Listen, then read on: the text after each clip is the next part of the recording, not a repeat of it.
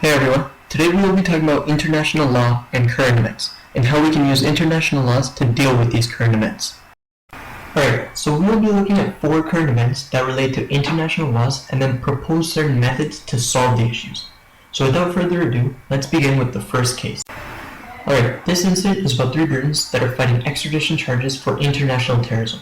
Bakr Hamid, Zainur Rahim, and Awad Hamid held high positions within a radical group which had aims of intimidating the population and putting pressures of public powers and international organizations.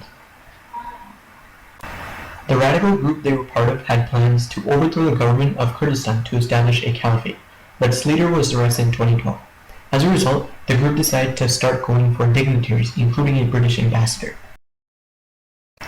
Fortunately, the seniors mentioned previously were caught just recently and are now being tried in an Italian court.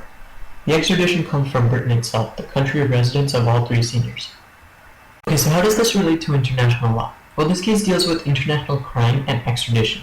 When an individual commits a crime in one country and is arrested in another, the former country can demand to extradite, or rather take back, the criminal and prosecute them under their own judicial system. Within this case, Britain wishes to take back the 3 senior members of the radical group since that was their country of residence and many of their terrorism acts were committed there. Yet, the 3 were caught within Italy and are now being prosecuted under the Italian judicial system, causing Britain to demand extradition. Speaking for the Italian judicial system, to avoid extradition, they can assume jurisdiction over the criminals to continue with their own prosecution. Yet if they do not wish to retain criminals for themselves, then they can resort to deportation or rather expulsion of the radicals from Italy. For the criminals, to avoid extradition, they may invoke the prohibition of torture or rather a worse fate they may possibly receive if prosecuted within the British judicial system. Alright, now let's move on to our second case. Once again, another seemingly inevitable environmental disaster has occurred, this time in Ecuador by oil giant Chevron.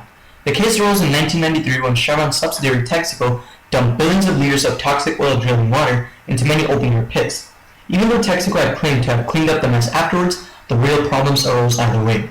Activists of the local area claim that rates of childhood leukemia are the highest in the country, along with 130% more cancer deaths and 150% more miscarriage rates than elsewhere. As a result, a lawsuit was filed against Chevron, the parent company, and finally in 2013 it was decided the claims would be about US $9.5 billion. Yet since Chevron has no assets in Ecuador, the lawsuit has been brought to Chevron Canada, which is said to be a money cow for the parent company. The decision is yet to be determined. So how does this case relate to international law? Well, this case deals with the violation of environmental laws, including but not limited to improper waste management, ineffective contaminant cleanup, and the violation of chemical safety. Now let's propose a few solutions to this sticky situation.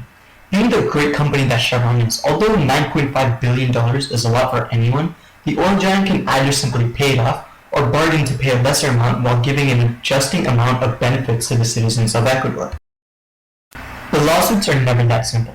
More drastic measures that can be taken by the Ecuadorian prosecutors are filing against improper waste management and contaminant cleanup.